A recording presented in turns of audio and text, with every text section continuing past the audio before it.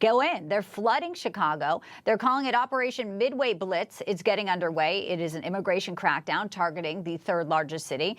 President Trump is also vowing to send National Guard troops from other states. 20-year-old Katie Abram has become the face of this latest deportation. She is a Chicago area woman, murdered, killed this year when the car she was in traveling was struck by a drunk driver, and the driver here in the U.S. illegally. And yet Democratic Illinois Governor J.B. Pritzker had to say this about what is happening in his city, saying, once again, this isn't about fighting crime. He writes, that requires support and coordination, yet we've experienced nothing like that over the past several weeks. Instead of taking steps to work with us on public safety, the Trump administration is focused on scaring Illinoisans.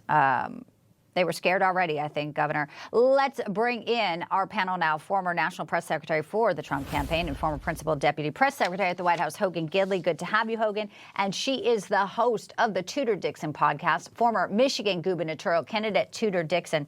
I mean, all of this is just, it's upside down. We've been talking about it, that the left is on the wrong side of this argument. We also know, and I'll start with you, Tudor, the Supreme Court has basically said, yes, we are going to allow these ICE deportations if it's race, if it's an accent, you're not violating anyone's Fourth Amendment. Pam Bondi was out applauding the Supreme Court decision. So it really looks like what they're doing in Chicago, if they think they're going to have a legal case, they may want to think again, Tudor.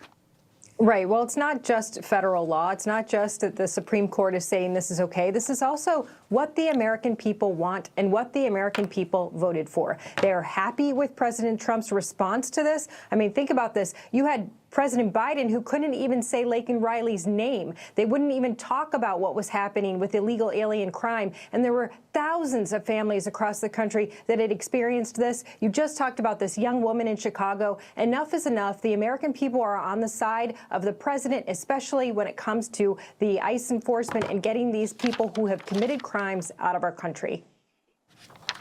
You know, we just showed that picture of that beautiful young woman who was killed by a drunk driver who wasn't supposed to be here, Hogan. You know, I think part of the problem here is we had porous, wide open borders for 4 years. So, of course, this looks heavy-handed because they're actually just out there conducting what is legal action. And that's part of the problem here, is that the left and the left-wing media is going to capitalize and try to spin that narrative, because for so long we just had thousands of people coming in whenever they wanted. We had temporary status for people who we didn't even vet. Yeah, we were talking about this for a long time. It wasn't by accident, but by design by the Biden administration. This is what they wanted to have happen, people flooding into our country illegally. The jarring juxtaposition of where we were just a few short months ago versus where we are now is clear, because Donald Trump did not listen to the liars on the media or the Democrat side who promised a big bill was needed in order to stop the flow of immigration illegally into our southern border. Nope. He said, you just need to enforce the laws that are already on the books that Congress has passed. I'm the president that can do that. He has done so. And you're talking about tens of thousands crossing every single month down to zero. That is clearly success. And to what Tudor spoke about, she's correct 100%, which is the American people wanted this. They wanted safety and security in our city streets. And now what you're seeing is, since the border is sealed, what are you doing about the people who are a drain and strain on our economic resources in all these cities, who are causing all types of problems with murders and rapes and burglaries and assaults? He's getting rid of them too. This is a promise made and a promise kept. This crime is multi-layered. Now, the border stuff, of course, it's an economic issue. They're taking jobs if they're here illegally. It's a strain on the economy, which we see in Chicago, big budget shortfall. And then, of course, it's the crime. It is the drugs. But there's also an issue here when it comes to simple, smart moves when it comes to, let's make sure people are not incentivized to break the law and know there's no cash bail.